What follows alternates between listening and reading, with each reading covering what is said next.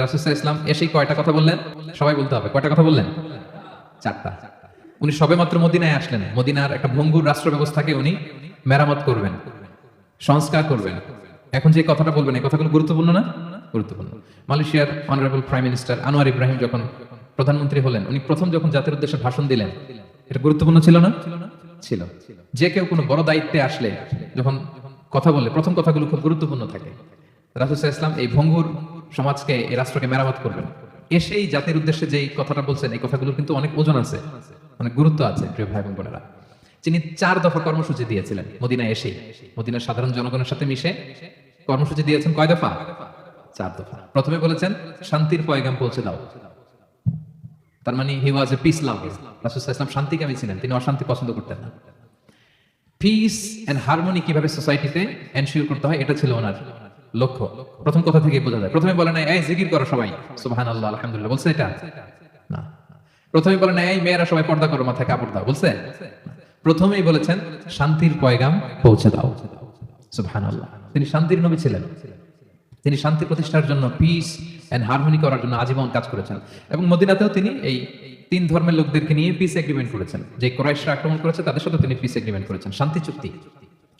প্রথম কথা হচ্ছে শান্তির বাণী পৌঁছে দাও। কারণ মদিনাতে রাসূল সাল্লাল্লাহু আলাইহি ওয়াসাল্লাম হিজরতের 5 বছর আগে একটা গৃহযুদ্ধ হয়েছিল, প্রচন্ড বড় গৃহযুদ্ধ। এটাকে বলে বুআসের যুদ্ধ। বুআস, আউস এবং খাজরাজ ট্রাইবের মধ্যে।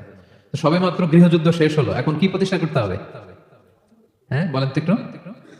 সবেমাত্র গৃহযুদ্ধ শেষ হলো, একটা ভঙ্গুর রাষ্ট্র, এটা তো মেরামত করতে হবে, কি বলেন?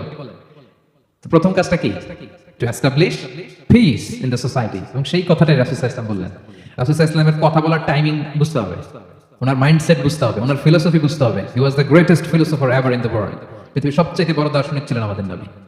তিনি কোনো কথা এলোপাথারি আন্দাজে বলে দেয় না, একটা বড় এইম রেখে।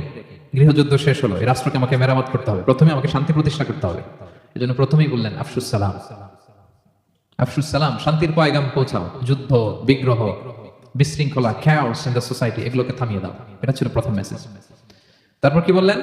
ওয়া আত'ইমুত তাআম, মানুষকে খাবার খাওয়াও, ফুড শেয়ার করো। এটা সিম্পলি শুধু খাবার খাওয়ানো বুঝলে হবে না, খাদ্য সংকট দূর করো। খাদ্যদ্রব্য মানুষের নাগালে নিয়ে আসো, মানুষের ঘরে ঘরে খাবার পৌঁছে দাও। কারণ আগে তো পেট ঠিক থাকতে হবে, কি বলেন? বাংলা একটা কথা বলে যে পেটে খেলে পিঠে সয়। এবং আরবরা একটা কথা বলে যে এইখানে পৌঁছার আগে তোমাকে এইখানে পৌঁছতে হবে। মানে কারো হৃদয়ে পৌঁছতে হলে আগে কোথায় পৌঁছতে হয়? পেটে পৌঁছতে হয়। রাসূল সাল্লাল্লাহু আলাইহি ওয়াসাল্লাম শান্তির কথা বলার পরপরই বললেন যে আগে খাদ্য সমস্যা দূর করো, খাদ্য সংকট দূর করো। এই যে আমাদের বাংলাদেশে এখন একটা খাদ্য সংকট যাচ্ছে না, এটা কিন্তু অনেক বড় ধরনের সমস্যা। খাদ্য ঠিক, ফুড আইটেম ঠিক, তো সব ঠিক। রাসূল সাল্লাল্লাহু আলাইহি ওয়াসাল্লাম বললেন খাদ্যের সংকট দূর করো, ঘরে ঘরে খাবার পৌঁছে দাও। The vulnerable people of the society, তাদের প্রতি টেক কেয়ার করো, লুক আফটার করো, অনাহারের মুখে খাবার পৌঁছে দাও। এটা ছিল দ্বিতীয় কর্মসূচি। 3 নম্বরে বললেন ওয়াসিলুল আরহাম, আত্মীয়তার বন্ধনকে মজবুত করো। এই যে কিনশিপ টাইজ, এই বন্ডেজটাকে আরো মজবুত করো। কারণ নিজেরা যুদ্ধ করলে কি শান্তি থাকবে? থাকবে না। আত্মীয়তার বন্ধনকে মজবুত করো। সব শেষে বললেন নামাজের কথা। আমরা কারোর সাথে দেখা হইলে প্রথমে কি বলি? আগে বলি নামাজ করেন, দাড়িটা লম্বা করেন, মাথায় একটা টুপি দেন, বোরকা পরেন। এই কঠিন কঠিন কথা বলে আমরা মানুষকে দিন থেকে ভাগাই। তো রাসূল সাল্লাল্লাহু আলাইহি ওয়াসাল্লাম প্রথমে বললেন পিস এস্টাবলিশ করো। এরপরে বললেন ফুড প্রিভিলেজ নিশ্চিত করো, খাবার আছে কিনা প্রত্যেকের পেটে, আগে এটা বলো। ঘরে ঘরে খাবার আছে কিনা, বিত্তশালীরা খাবার পৌঁছে দাও। এরপরে বললেন নিজেরা মারামারি করো না, ডোন্ট কিল ইচ আদার, নিজেদের বন্ডেজটাকে মজবুত রাখো। সব শেষে স্পিরিচুয়াল ডেভেলপমেন্টের কথা বললেন যে এই 3টা তো 4 দফা কর্মসূচির 3টা তো তোমাদের নিজেদের মধ্যে সোশ্যাল এঙ্গেজমেন্ট। এবার হচ্ছে ডিভাইন এঙ্গেজমেন্ট, ডিভাইন পাওয়ারের সাথে নিজেদের সম্পর্ক জুটে দাও। যখন সবাই ঘুমায় তুমি ঘুমিয়ে যেও না, তুমি জায়নামাজ বিছিয়ে সেখানে কান্নার ঝড় তুলো, সেখানে রবের সাথে একটা স্ট্রং অ্যাটাচমেন্ট গড়ে তোলো। রাসূল সাল্লাল্লাহু আলাইহি ওয়াসাল্লাম বললেন 4টা কাজ যে করবে তাদখুলুল জান্নাতা বিসালাম, সহজেই সে আল্লাহর জান্নাতে ঢুকে যাবে।